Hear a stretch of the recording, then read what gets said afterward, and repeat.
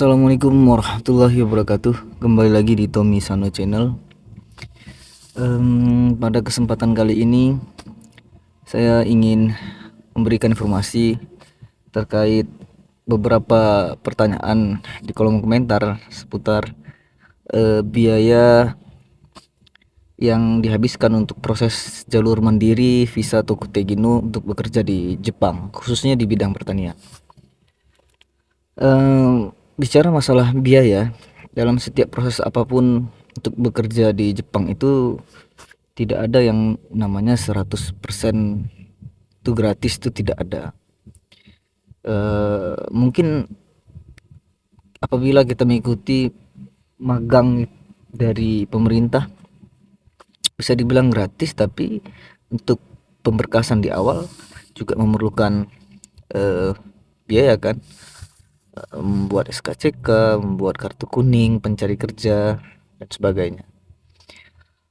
Kemudian karena kita ingin mau pergi ke Jepang itu ingin mendapatkan penghasilan yang lebih besar, maka menurut saya tidak masalah atau mungkin bahkan harus kita itu mengorbankan sedikit di awal, mengeluarkan sejumlah uang untuk mendapatkan yang lebih besar begitu. Jadi kita mulai dari orang-orang yang belum pernah belajar bahasa Jepang sebelumnya, memang betul-betul dari nol, maka kita mulai biaya dari situ, dari mulai biaya belajar di tempat les atau di tempat LPK. Itu beda tempat, beda harga ya. Ada yang 1 bulannya 600.000, ada yang 300.000 dan sebagainya. Nah, berapa lama waktu belajar yang dibutuhkan untuk kita bisa mendapatkan bahasa Jepang yang selevel dengan N4? Menurut saya itu kurang lebih 1 tahun, membutuhkan waktu 1 tahun. Itu agar bahasa Jepang kita itu sudah cukup matang ya untuk bekerja di Jepang. Sekurang-kurangnya kita bisa memahami apa yang diperintahkan dan bisa menjawab apa yang disuruh dan mengklarifikasi apabila kita tidak melakukan kesalahan tersebut. Itu biaya dari situ ya, 600.000 per bulan kali setahun. Bagi yang sudah belajar bahasa Jepang mungkin tidak ingin hitung itu sebagai biaya, maka kita mulai prosesnya dari mulai mana nih? Kita mulai ujian ya, dari ujiannya. Dari ujian bahasa Jepangnya itu untuk JFT Basic A2 itu tergantung dari setiap daerah. Kenapa maksud saya seperti itu? Karena JFT Basic itu kan tidak seluruh kota itu ada ya. Bagi yang tinggalnya cukup jauh dari tempat diadakannya ujian JFT Basic ataupun JLPT, berarti kan dia memerlukan ongkos. Seperti contoh saya ini dari Aceh. Jadi saya untuk mengikuti JFT Basic A2 itu saya harus pergi ke Medan, dan itu untuk ongkos busnya dari Aceh ke Medan itu kurang lebih 250.000. Itu pergi saja. Kalau pulang pergi berarti sekitar 500.000. Belum lagi kita untuk penginapan di Medan itu ya, katakanlah semalam itu 200.000. Apabila kita menginap 2 malam 400.000. Kemudian ada konsumsi kita untuk makan minum kita, katakanlah 100.000 untuk 2 hari. Jadi untuk ujiannya saja dengan ongkosnya itu sudah berapa tadi, 500.000 dengan penginapan udah 1 juta ya. Dan ini belum lagi termasuk biaya ujiannya. Ujian itu untuk JFT Basic A2 itu 450.000. Untuk SSW pertaniannya 450.000. Nah, beda bidang SSW-nya, keahliannya beda lagi harganya. Gitu. Yang saya tahu ini untuk pertaniannya ya, berarti sudah 1.900.000. Kemudian apabila kita berhasil lulus ujian itu sekali ujian saja, maka kita tidak perlu biaya lagi. Tapi apabila kita tidak lolos, kita harus mengulang lagi kan, harus mengulang lagi ujian itu. Dan itu memerlukan biaya yang sama, 450.000 lagi. Jadi usahakan teman-teman sebelum mengikuti ujian itu eh, udah bisa lah percaya diri dulu bahwa memang yakin ini sekali ujian, sekali ikut tes itu sudah lolos, agar kita menghemat biaya gitu ya. Ini sudah 1.900.000. Saya lebih suka untuk menggenapkannya, jadi genapkan saja 2 juta. Kemudian setelah kita lolos, sudah memiliki sertifikat itu, kita mengirim email ya, lamaran gitu ya, seperti yang sudah saya jelaskan di video sebelumnya. Yaitu tidak memerlukan biaya karena kita hanya dari email, jadi hanya kuota internet saja, dan itu tanpa harus kita mengirimkan lamaran ke Jepang pun kita juga sudah beli sendiri ya untuk kuota internet. Kemudian ketika selanjutnya kita wawancara, kemudian lolos, nah itu biasanya dikirimkan kontrak kerja dan beberapa berkas lain untuk kita tanda tangani, dan juga form medical check up. Nah itu kita print nantinya, tanda tangan, dan nantinya akan kita kirimkan kembali ke Jepang. Nah pada saat saya itu dulu setahun yang lalu itu masih mengirimnya itu berupa fisik ya nanti ya ke Jepangnya. Dengar-dengar kalau sekarang sudah bisa melalui apa, di scan kemudian kirim dari email saja.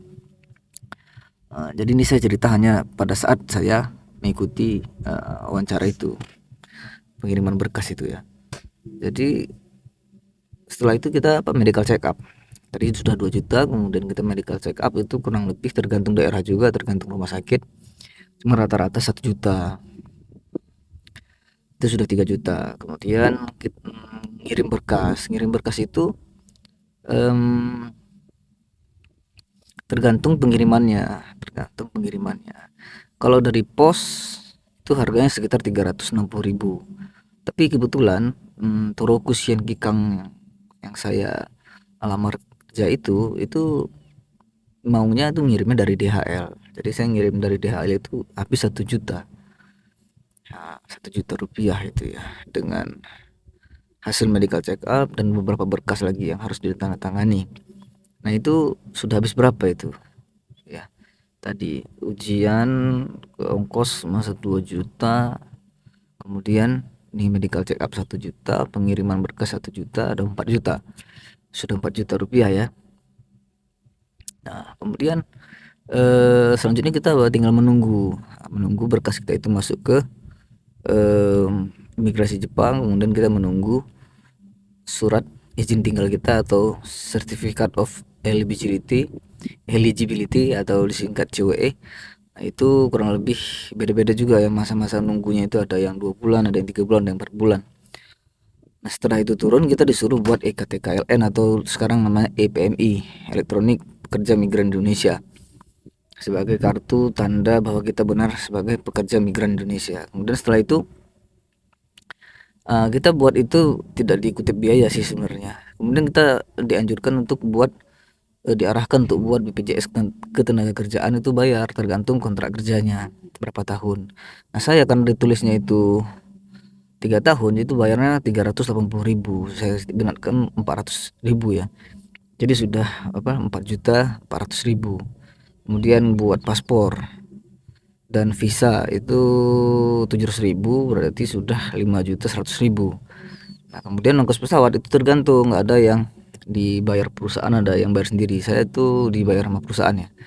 Cuman perusahaan saya itu mintanya agar saya itu berangkat dari Jakarta, jadi saya harus ada ongkos dari Aceh ke Jakarta 2 juta lagi, sudah 7.100.000.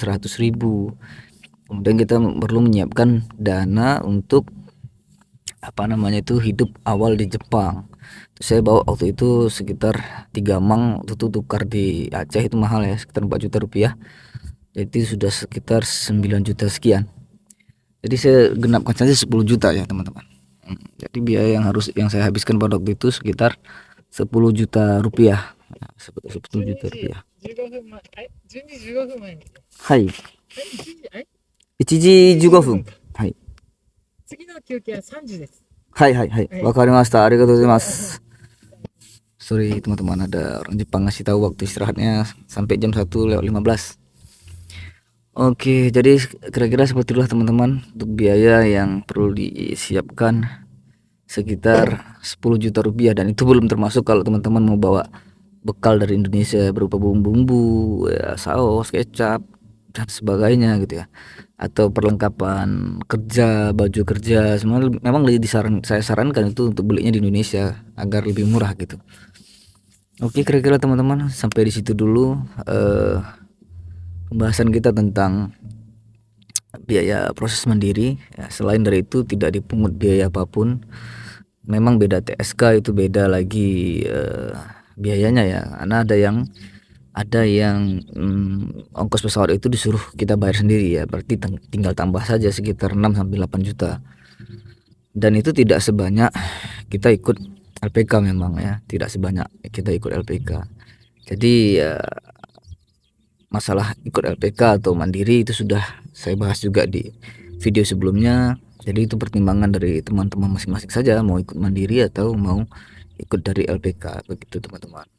Terima kasih sudah menonton sampai akhir. Jika teman-teman memiliki pertanyaan lain seputar kerja di Jepang maupun kehidupan di Jepang, boleh tulis di kolom komentar.